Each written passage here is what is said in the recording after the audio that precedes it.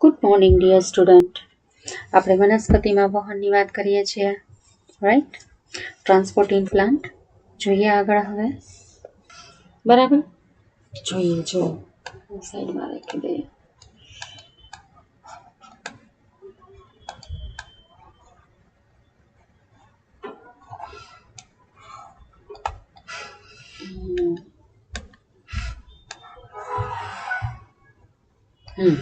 ચલો જોઈએ.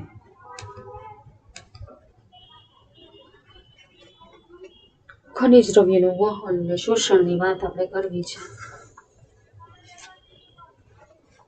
ફરીથી મૂળતંત્ર દોરું છું.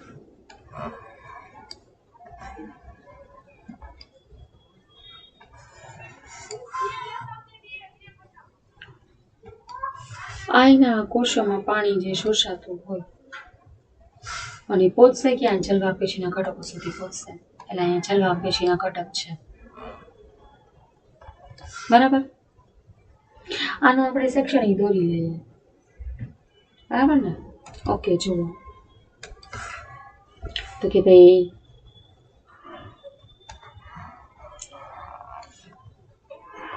આ અધિસ્તર, અહીંયા તમે માની લ્યો મૂળ રોમ છે, અને બાહ્યકના કોષો છે. અને આ જગ્યાએ તમે જુઓ તો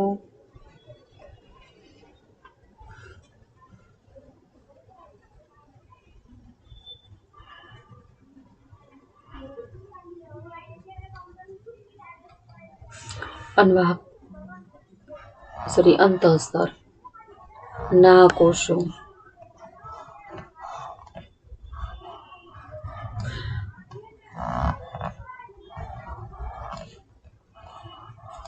અને અહીંયા આ જગ્યાએ આપણે જોઈએ તો જલવા પેશીના ઘટકો, પરિચક્ર અને પછી આ જલવા પેશીનો ઘટક છે. આપણને ખબર જ છે આપણે શું આમ આખો પાથવે ડ્રો કર્યો. ઓકે, તો ખરેખર શું થાય છે? ખનિજ તત્વ જે છે તમને પેલા ખબર છે કે ઓલરેડી જે ખનિજ તત્વ શોષાય છે એનું શોષણ, ખનિજ તત્વ જે છે એ ખરેખર નિષ્ક્રિય રીતે નથી શોષાતા. આપણે એમ કહીએ કે બધા ખનિજ તત્વ જે છે, બધા ખનિજ તત્વ નિષ્ક્રિય રીતે શોષાતા નથી.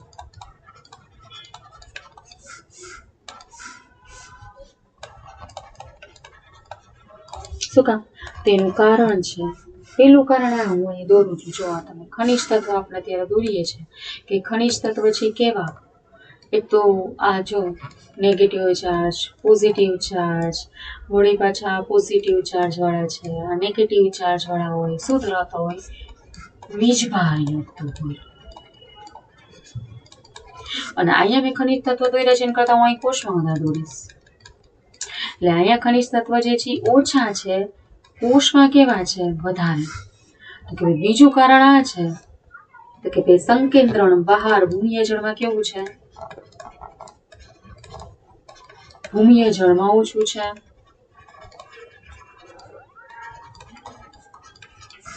તો આ બે કારણ છે જેના લીધે ખનિજ તત્વનું કેવું થતું હોય તો કે ખનિજ તત્વનું સક્રિય શોષણ થાય છે.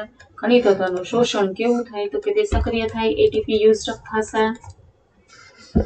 આવું જ હવે જેવું ખનિજ તત્વ અહીંયા જમા થયા ને એ ભેગું શું થશે? એને અનુસરીને આપણે હમણાં જ કરી વાત કે શું થશે? પાણીનું શોષણ થશે. એને અનુસરીને પાણીનું શોષણ થાય.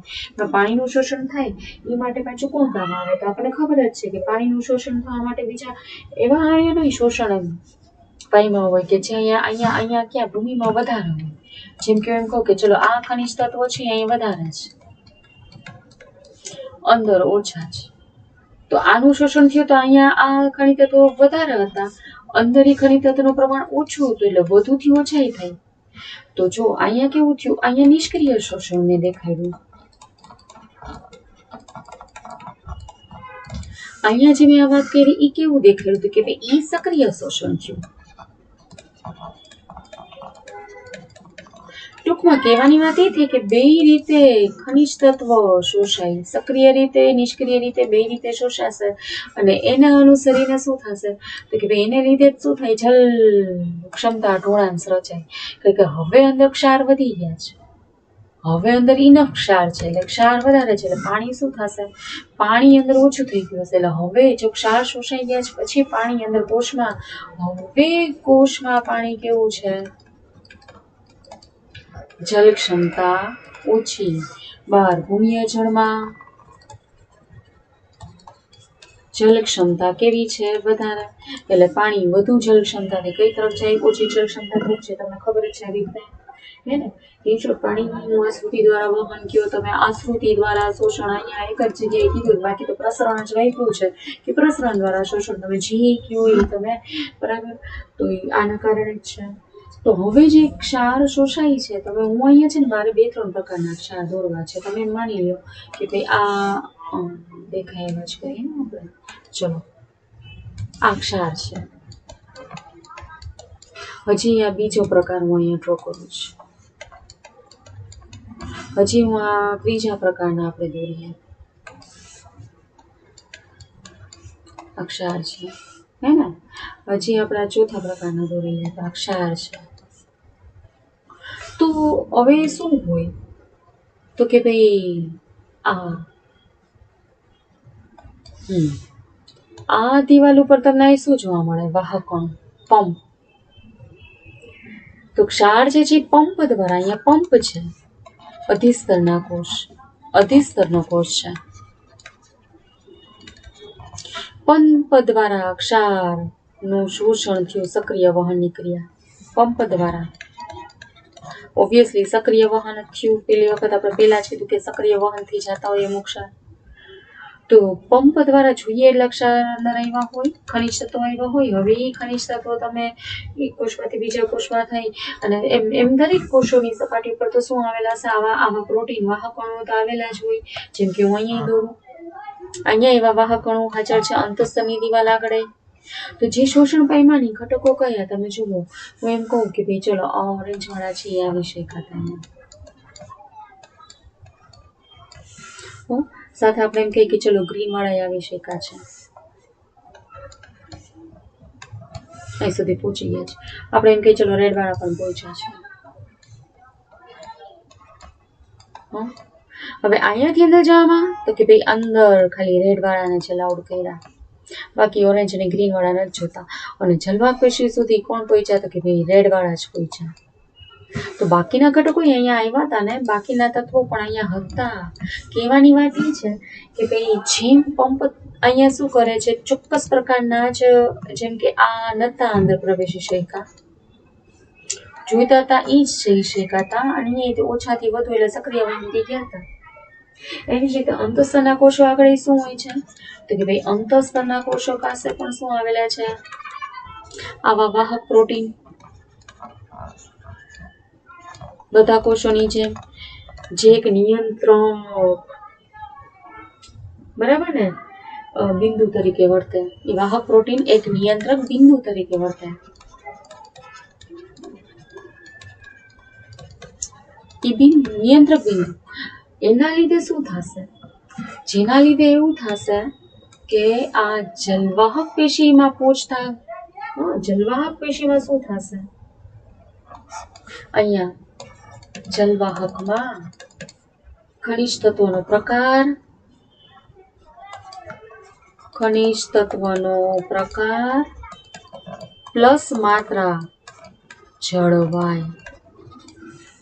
એનું નિયંત્રક બિંદુ તરીકે કામ કરશે અંતસ્તરના વાહક પ્રોટીન, એક નિયંત્રક ઘટક તરીકે વર્તે. આવી રીતના. અને તમે વિચારો અહીંયા વાહક અણુ દ્વારા વહન થવાનું છે, એટલે ક્ષાર એક જ દિશામાં આવશે, અહીંથી આમ જ આવશે, અહીંથી આમ જવાની વાત આવશે નહીં, એક દિશીય. અહીંયા એક દિશીય વહન, આ જગ્યાએ એક દિશીય વહન.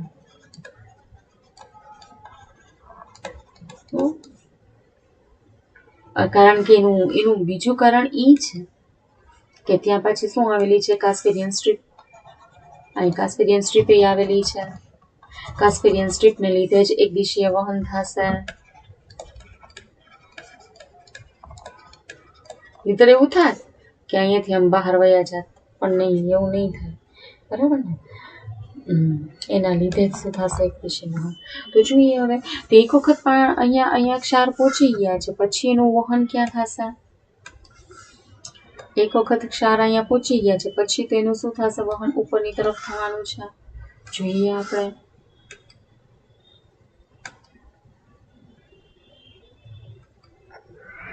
ફરીથી ઊંડું તો કે બેજો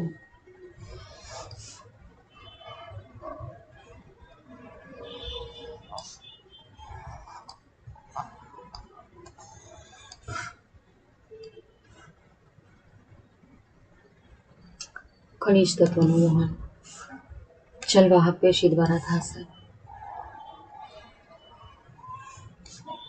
વનસ્પતિના દરેક ભાગો તરફ થશે. વનસ્પતિના દરેક ભાગો તરફ થશે.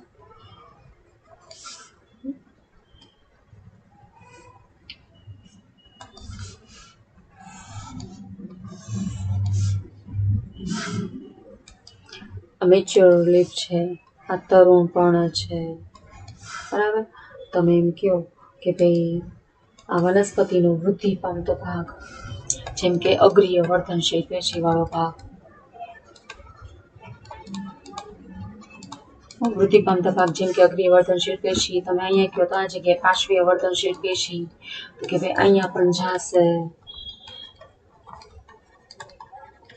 બરાબર? તરુણ પર્ણ તમે કહો, પછી પુષ્પ, ફળ, બીજ, તમે બધું જ કહો. ફળ, બીજ, બધી જગ્યાએ શું થશે? તો કે ભાઈ ખનિજ તત્વ પહોંચવાના છે. એટલે ખનિજ તત્વ છે પાણીના પ્રવાહ સાથે જ શું થશે? તો કે ભાઈ બધાને મળવાના છે. બધી જગ્યાએ પહોંચ્યા હોય, બધી જગ્યાએ અહીંયા પણ ડિસ્ટ્રીબ્યુશન થયું હોય, જે તમને ખબર જ છે. ખરેખર બાષ્પોત્સર્જનના પ્રવાહ, ખરેખર બાષ્પોત્સર્જનના પ્રવાહ જ કહેવાય. કારણ કે તમને હમણાં જ આપણે વાત કરી હતી કે શું થાય છે, ઉત્સેદનની ક્રિયા અહીંયાથી થઈ હોય, એટલે જે દબાણ ઉત્પન્ન થયું હોય, ઈ દબાણ જે છે, બરાબર, અહીંયા ઉત્સેદન થયું છે, એટલે અહીંયાથી ખેંચાણ બળ ઉત્પન્ન થયું હતું ઉલટું. એટલે આ જે આખો સ્તંભ રચાણો હોય કેવો હોય? અહીંયા ઉત્સેદન માર્ગ દ્વારા, અથવા તો તમે શું કહી શકો, બાષ્પોત્સર્જનનો માર્ગ તમે કહો. પ્રવાહ સાથે જ વહન પામતા હોય એવું તમે કહી દો. ઓકે. અહીંયા કોણ છે? પર્ણની જલવાહક પેશી છે. ધારો કે પર્ણની જલવાહક પેશીમાંથી તો અહીંથી આમ સાદું પ્રસરણ, અને જલવાહકમાં વધારે હતા. પણ તમે કોષોમાં તમે કહો તો કોષો દ્વારા અપટેકની ક્રિયા જે છે એ તત્વને લેવાની, તો કે ભાઈ કોષો દ્વારા અપટેક જે થશે ખનિજ દ્રવ્યનું, એ કેવું? તો કે ભાઈ સક્રિય વહન દ્વારા થશે. અનિષ્ક્રિય હતું, આ સક્રિય વહન. જલવાહકમાંથી બહાર નીકળે ઈ સાદું પ્રસરણ, નિષ્ક્રિય વહન. પણ જ્યારે કોષ એને લે છે એ કેવું થઈ ગયું? સક્રિય થઈ ગયું. એ વસ્તુ આપણે ધ્યાનમાં રાખવાની છે. હવે ખનિજ તત્વોનું પુનઃવિતરણ થાય. ખનિજ તત્વોનું પુનઃવિતરણ થતું હોય ક્યારે થાય? એ તમને ખબર જ છે કે જ્યારે આ મેચ્યોર પણ મૃત પામતા પણ છે, જીર્ણતા અનુભવતો ભાગ છે, જીર્ણતા અનુભવતો હોય કે ભાઈ જૂના પણ હોય, જીર્ણતા અનુભવતા પણ હોય, જૂના પણ હોય, ખરી જવાના હોય પણ, એવું તમે કંઈ પણ માનો. આવા કોઈ પણ એ શું કરે છે? પોતે ખનિજ તત્વોને એક્સપોર્ટ કરે. ડેસિડ્યુઅસ પ્લાન્ટ હોય, પાનખર વનસ્પતિ, પાનખર વનસ્પતિ છે, એમાં તમને આવું જોવા મળે છે. ખનિજ તત્વોનું શું થતું હોય? પુનઃવિતરણ. પુનઃવિતરણ તો કે ભાઈ એ ખનિજ તત્વ જાશે કેવી રીતે? તો કે ભાઈ જો આ ખનિજ તત્વ જે છે, અહીંયાથી ખનિજ તત્વ પાછા ક્યાં જશે? તરુણ પર્ણ તરફ. અને એ ખનિજ પહેલી વખત આવ્યા હતા કોના દ્વારા? તો પહેલી વખત ઉત્સેદન માર્ગ દ્વારા આવ્યા હતા, એટલે જલવાહક પેશી દ્વારા આવ્યા હતા, જે આપણને ખબર જ છે. ઉત્સેદન માર્ગ એટલે જલવાહક પેશી દ્વારા ફર્સ્ટ ટાઈમ એનું શોષણ થયું હતું. પણ બીજી વખતનું વહન છે અન્વાહક પેશી દ્વારા થશે. અને એ પુનઃવિતરણ થાય એવા ઘટકો કયા? તો કે ભાઈ ફોસ્ફરસ છે, સલ્ફર છે, નાઇટ્રોજન છે, પોટેશિયમ છે. એમાં આપણે નાઇટ્રોજનની વાત કરીએ ને તો અકાર્બનિક ઘટક સ્વરૂપે તો ઠીક, પણ મોટા ભાગેથી કાર્બનિક ઘટક સ્વરૂપે વહન પામે. કાર્બનિક ઘટક જેવા કે કયા? એમિનો એસિડ સંબંધિત ઘટક.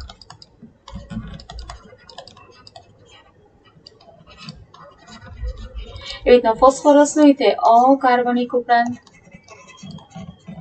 પ્લસ કાર્બનિક ઘટક સ્વરૂપે વહન પુનઃ વિતરણ થતું હોય એવું આપણે કહીએ. તો આ વસ્તુ આપણે ધ્યાનમાં રાખશું. પણ જે ઘટકો એવા છે જેમ કે કેલ્શિયમ છે, જે વનસ્પતિના બંધારણમાં સંકળાયેલા છે, સ્ટ્રક્ચરલ કમ્પોનન્ટ છે, જેમ કે કેલ્શિયમ અહીંથી છૂટા નહીં પડે. આ જે છે ઇમોબાઇલ છે, અચલિત ઘટક.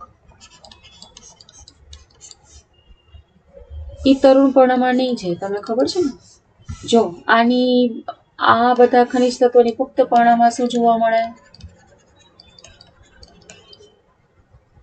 ત્રુટિજન્ય અસર.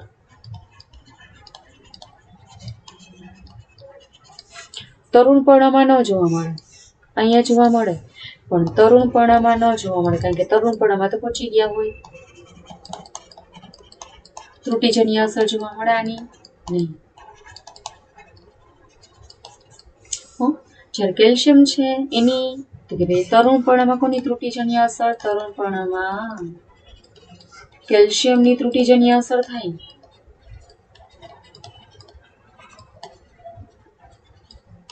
જે આપણને ખબર જ છે, બરાબર. હવે આપણે એમ કહીએ જલવાપેશી દ્વારા ખાલી ક્ષારનું જ વહન અને પાણીનું જ વહન, એવું સાચું કહેવાય? ન જ કહેવાય ને. જો ને આપણે કીધું જલવાપેશી દ્વારા કાર્બનિક ઘટક સ્વરૂપે નાઇટ્રોજન વહન પામે જ છે, ફોસ્ફરિક કાર્બનિક ઘટક સ્વરૂપે આપણે કીધું. તેમ કેવી રીતે કેવું કે જલવાહક પેશી એટલે માત્ર પાણી અને ક્ષાર જ. અને અન્વાહક પેશી તો કે હોય અન્વાહક પેશી દ્વારા અકાર્બનિક ઘટક વહન પામે. એના દ્વારા કાર્બનિક ઘટક પ્લસ અકાર્બનિક ઘટક બે વહન પામવાના છે. આના દ્વારા નાઇટ્રોજન યુક્ત કાર્બનિક ઘટક પણ વહન પામવાના છે. એ વસ્તુ ખાસ સમજવા જેવી છે. ઓકે, તો આપણે જોઈ લીધું. નેક્સ્ટ આપણે જઈએ અન્વાહકમાં વહનની વાત કરવી છે.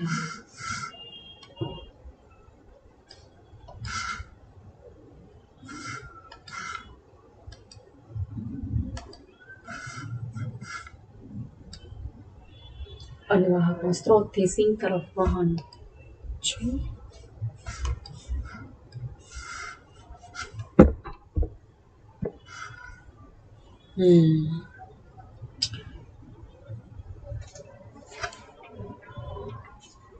ખરેખર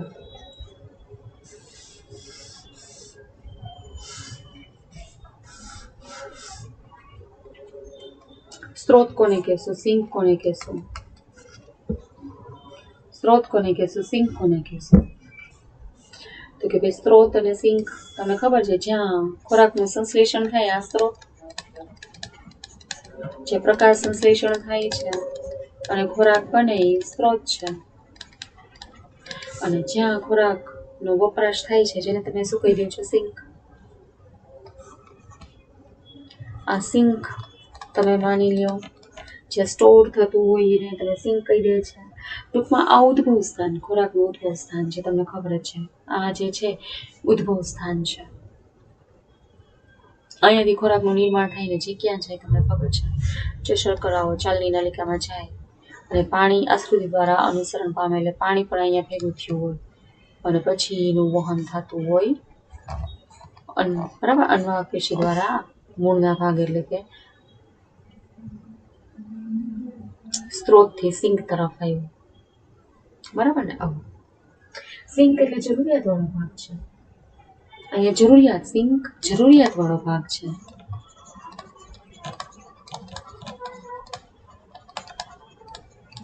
જ્યાં ઉર્જા માટે, બરાબર ને, ઉર્જા શક્તિ માટે શેની ખોરાકની આવશ્યકતા હોય, તો આ જગ્યાએ પણ બે ભાગ છે એકબીજાના વિપરીત હોઈ શકે, બંને એકબીજાના વિપરીત હોઈ શકે, એકબીજાના વિપરીત હોય, પરિવર્તનશીલ છે એવું આપણે કહી શકીએ. ઋતુ પ્રમાણે બેયમાં શું થશે? સોર્સ સિંક તરીકે વર્તે અને સિંક સોર્સ તરીકે વર્તે એવું થાય. શું જોવા મળે છે? તો કે બે એકબીજામાં પરિવર્તનશીલ છે. ઋતુ પ્રમાણે તમે કહી શકો આવો ફેરફાર થશે એવું તમે કહી શકીએ. બરાબર, જરૂરિયાતને અનુસરીને બદલાય.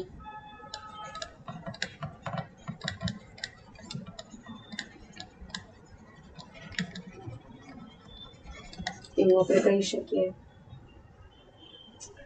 જો ખરેખર કેવું છે કે ભાઈ જ્યારે વનસ્પતિના હવાઈ અંગો તમે કહો, આ હવાઈ અંગો છે, તમે એવું માની લો કે વનસ્પતિના હવાઈ અંગો છે, ત્યાં શું થાય તો કે ભાઈ ઈ શુષ્ક અવસ્થામાં જાય, અથવા તો જ્યારે ઈ આપણે એમ કહીએ કે ભાઈ ખોરાક ન બનાવી શકે એવી કન્ડિશન, ત્યારે એવું બની શકે. એટલે કે ખરેખર એવું થાય કે મૂળથી ક્યાં જાય? આ બાજુ જાય.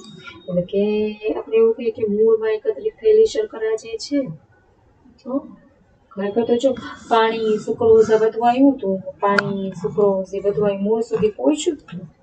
પાણી સુક્રોઝ અંતસ્ત્રાવ એમિનો એસિડ સ્થળાંતરણ અન્નવાહક પેશી દ્વારા થાય જ. અન્નવાહક પેશી દ્વારા કોનું વહન થાય?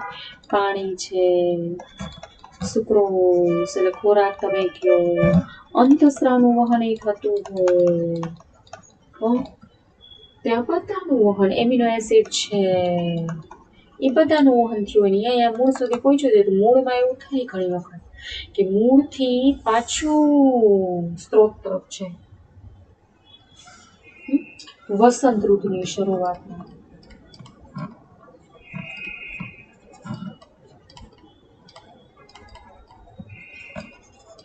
ત્યારે સુષુપ્તાવસ્થાનો સમયગાળો હોય ત્યારે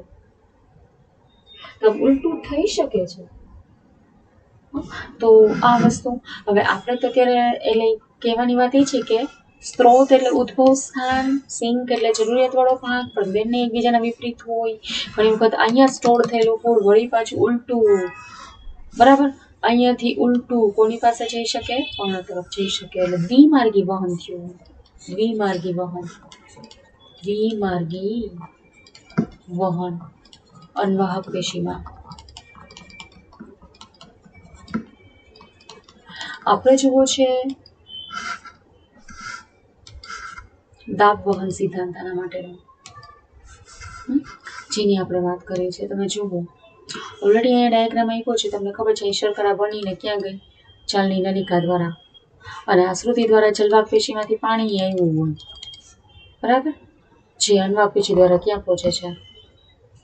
સ્ત્રોત. અને જ્યાં પછી માટે ચાલની નલિકામાં થી શર્કરા દૂર થાય, કોને મળે? મૂળના કોષોને મળે. અહીં સુધી વહન પામીને પાણી પાછું ક્યાં વહી જાય? પાણી પાછું જલવાહક પેશીમાં, પાણી પાછું ફરે. અહીંયા જલવાહક પેશીમાંથી પાણી આવ્યું હતું એવું. તો આ વસ્તુ આપણને એ કીધી ને જે આપણે જોવું છે. ઓકે, એટલે એવું થાય કે ક્યાં જશે? શર્કરાઓ ચાલની નલિકાઓને છોડે. પાણી પણ શું થાય? આશ્રિત દ્વારા અનુસરણ પામે ને પાછું કેમાં જાય? જલવાહક પેશીમાં. એટલે ધારો કે ખોરાક અહીંયા બન્યો છે, ખોરાક અહીંયા આવ્યો, તો આ જગ્યાએ શું થશે? પાછું ઈ જ પ્રોસેસ જે આપણે અહીંયા કીધી જ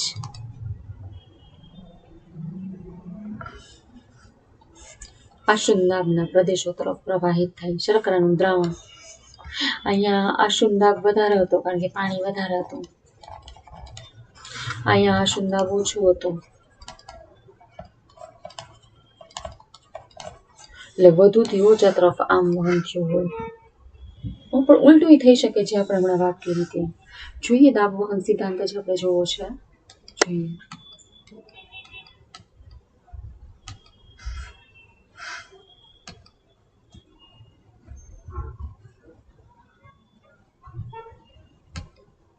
ઓકે, દાબ વહન સિદ્ધાંતની વાત કરીએ. જો તમને કીધું છે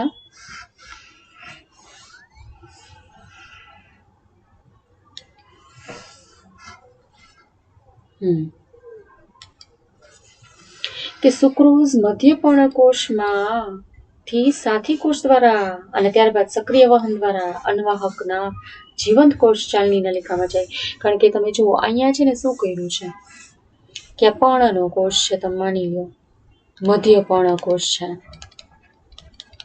અને એમાં અહીંયા આ અત્યારે હરિતકણ દર્શાવ્યા છે. પ્રકાશ સંશ્લેષણની ક્રિયા અહીંયા થઈ છે, એટલે અહીંયા ગ્લુકોઝ બન્યો તો ગ્લુકોઝમાંથી શું બની ગયું હોય તમને ખબર છે, સુક્રોઝ બની ગયો હોય. તો એ સુક્રોઝ જે છે એ ક્યાં જાય તો કે ભાઈ પેલા આ જે છે કમ્પેનિયન સેલ છે, બે બાજુ જો આમ દેખાયેલું છે તમને, આ સ્ત્રોતનો ભાગ છે, આ સ્ત્રોત, અને અહીંયા સિંક છે, આ સ્ત્રોતનું સ્થળ છે.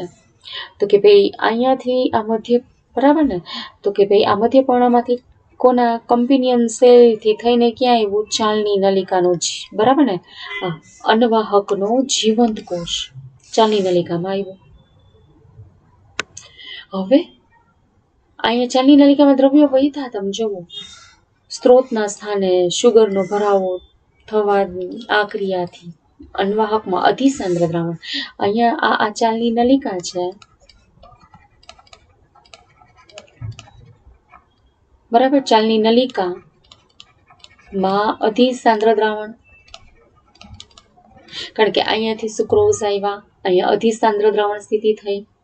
તો હવે તમે વિચારો આની જલ ક્ષમતા કેવી છે, ઓછી. કોની કમ્પેરિઝનમાં ની બાજુમાં આવેલી જલવાહક પેશી, જલવાહક પેશીમાં જલ ક્ષમતા કેવી છે, વધારે. તો પાણી જો કેવું થશે તો નિકટવર્તી, એના લીધે શું થશે, નિકટવર્તી જલવાહકમાંથી પાણી આશ્રુતિ દ્વારા, એટલે અહીંયાથી પાણી આશ્રુતિ દ્વારા આવ્યું, ક્યાં આવ્યું તો કે ચાલની નલિકાના કોષમાં જ આવ્યું. જો અહીંયાથી તમે કેવું કીધું, સાથી કોષ અને ત્યારબાદ સક્રિય વહન, એટલે અહીંયા સક્રિય વહન થયું હતું. શું થયું હતું, એટીપી વપરાણા હતા, બરાબર ને. ઓકે, તો હવે અન્વાહકમાં દાખલ થયેલ શુગરને કારણે ત્યાં ઊંચો આશ્રુતિ દાબ સર્જાય. અન્વાહકમાં દાખલ થયેલ સુક્રોઝ, કારણ કે સુક્રોઝના અણુને આપણે ધ્યાનમાં લઈએ, સુક્રોઝના અણુને આપણે ધ્યાનમાં લઈએ, ખાલી હું આ સુક્રોઝના અણુને ધ્યાનમાં લઉં, તો દ્રવ્ય વધે, તો ઓસ્મોટિક પ્રેશર એ શું થાય, વધે, આપણે કીધું હતું. તો ઊંચો આશ્રુતિ દાબ સર્જાય, અને જેથી તુરત જ અન્વાહક રસમાં નિમ્ન આશ્રુતિ દાબ વાળા વિસ્તાર તરફ વહન પામે. જો અહીંયા છે ને આશ્રુતિ દાબ, અહીંયા દ્રવ્ય કેવા છે તમે જુઓ ને, અહીંયા દ્રવ્ય ઓછા છે, તો ઓસ્મોટિક પ્રેશર એ કેવો છે, ઓછો, એટલે વધુ આશ્રુતિ દાબથી કઈ બાજુ હશે, ઓછા આશ્રુતિ દાબ તરફ શું થશે, એટલે કે સિંક તરફ વહન પામે. કોણ, અન્વાહક રસ, કારણ કે આની અંદર અન્વાહક રસ જ છે, આ અન્વાહક રસ જ છે. આની લાઈન છે ને મેં સુધારીને જ અહીંયા આપી છે તમને, અન્વાહકમાંથી સુક્રોઝ બહાર આવે અને મૂળના કોષોમાં પ્રવેશે. જો અન્વાહકમાંથી સુક્રોઝ બહાર આવ્યું, અહીંયા સાથી કોષ દ્વારા થઈ અને પછી આ મૂળના કોષમાં ગયું, સિંકના સેલમાં મૂળના કોષ, હે ને, અહીંયા ગયું, અને અહીંયા તમે જો તો આ ક્રિયા કેવી છે, સક્રિય વહનની ક્રિયા. જો સક્રિય વહન જ થયું છે,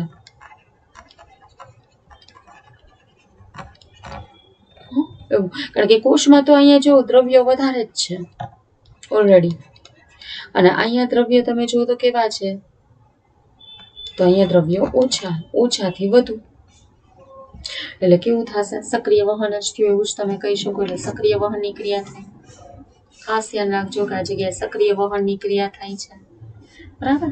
અહીં મૂળના કોષોમાં સુગરનો ઉપયોગ કેવા થાય, શક્તિના નિર્માણમાં, સ્ટાર્ચ કે સેલ્યુલોઝના નિર્માણમાં, એટલે ઓબ્વિયસલી અહીંયા મૂળના કોષમાં તો સંગ્રહિત ખોરાક તમને ખબર છે કયો, સ્ટાર્ચ, વનસ્પતિના સ્ટાર્ચ બને, સેલ્યુલોઝની કોષ દિવાલ બને, ઉર્જા એટીપી બનવાની ક્રિયા થાય, તો આવું કંઈ પણ થાય અહીંયા, હે ને, એમાં એ વપરાય.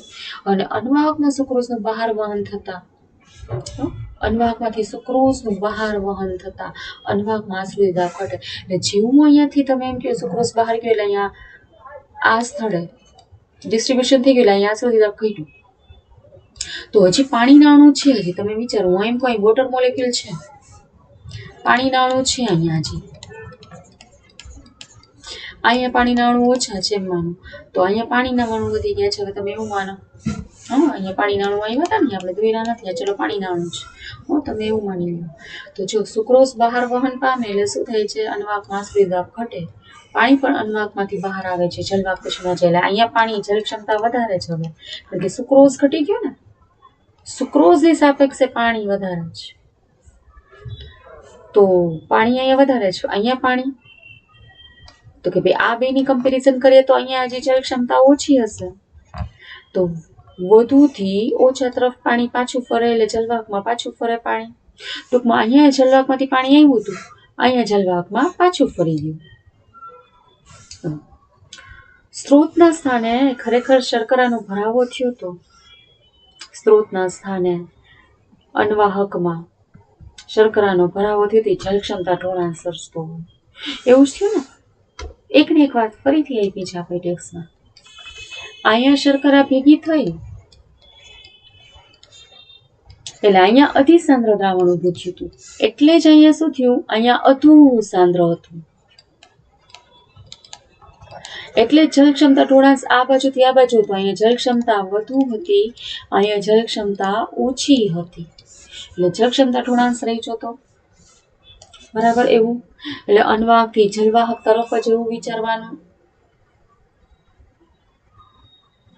જલવાહકથી અન્નવાહક તરફ. ઉલટો લખાઈ ગયો છે મારે કરેક્શનમાં.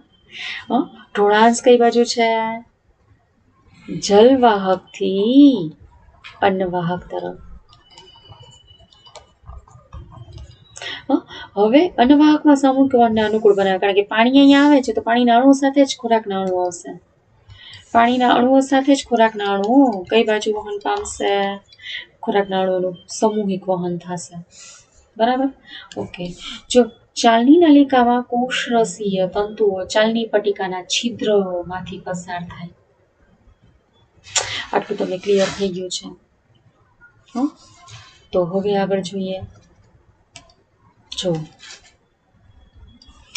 ચાલની નલિકામાં કોષરસીય તંતુઓ ચાલની પટ્ટિકાના છિદ્રમાંથી પસાર થાય.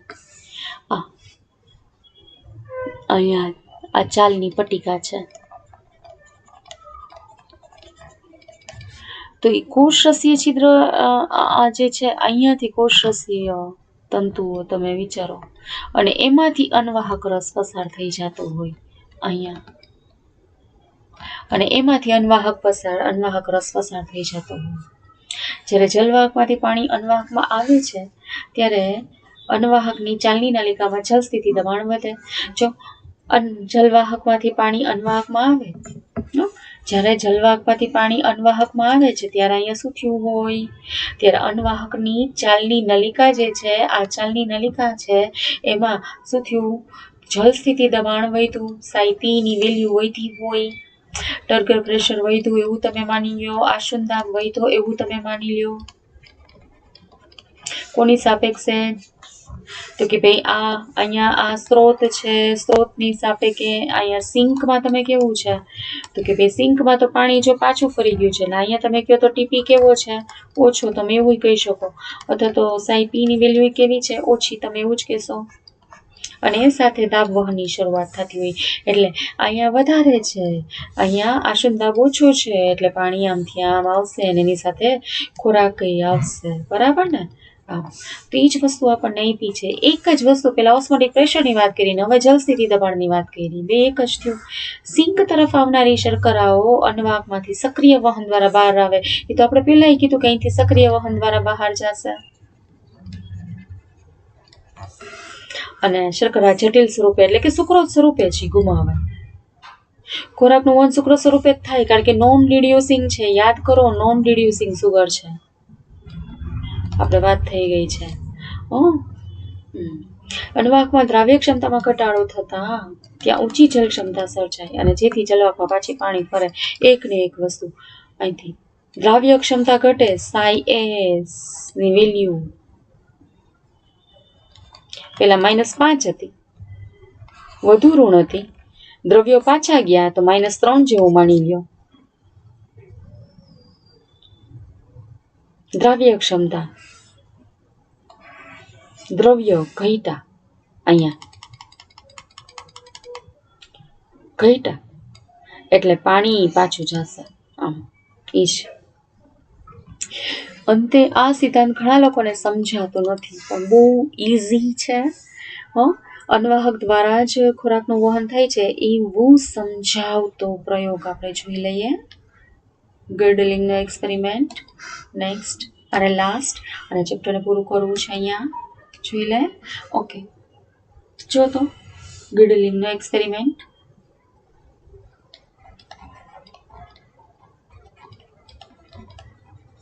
શું આપણને દર્શાવે છે કે ભાઈ અન્વાહક પેશી જે છે, અન્વાહક પેશી દ્વારા જ શું થાય છે, ખોરાકનું વહન.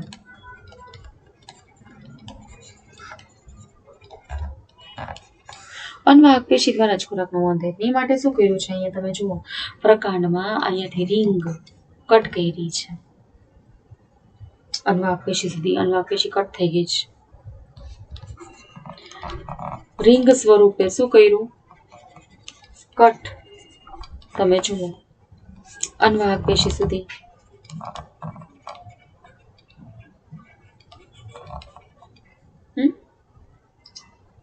અને તમે જુઓ છો શું થશે, કેટલાક અઠવાડિયામાં પછી ખોરાક તો અહીંયા બન્યો હોય, તે અન્વાહક પેશી દ્વારા એનું વહન થતું હોય, તો પછી ઈ જે છે ને એ અહીંયા જમા જ થશે. બેટરી લો, લાસ્ટ પોઈન્ટ, બેટરી લો, ફાસ્ટ.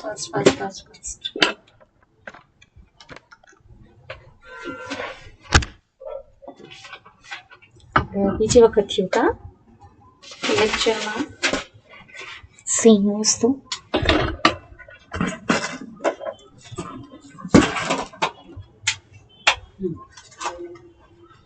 ચલો, તો કે ભાઈ ઓલરેડી તમને ખબર જ છે કે ભાઈ જે ખોરાક છે ક્યાં જમા થશે, અહીંયા જમા થશે. જો અહીંયા સ્થાનિક મૂળે ઉત્પન્ન થયા છે, હે ને, અહીંયા ભાગ આ ફૂલી ગયો છે. ઇટ મીન્સ કહી શકાય કે અન્વાહક પેશી શું કરે છે, ખોરાકનું વહન કરે છે. બીજું કહીએ જ નહીં, સમજાવતો પ્રયોગ. ઓકે, ચલો આપણે આજથી કહીએ તો 3 ચેપ્ટર પૂરા થયા, અને પછી આપણે ચેપ્ટર નંબર 12 સ્ટાર્ટ કરશું. ઓકે, ત્યાં સુધી સરસ રીતે રીડિંગ કરજો. બાય.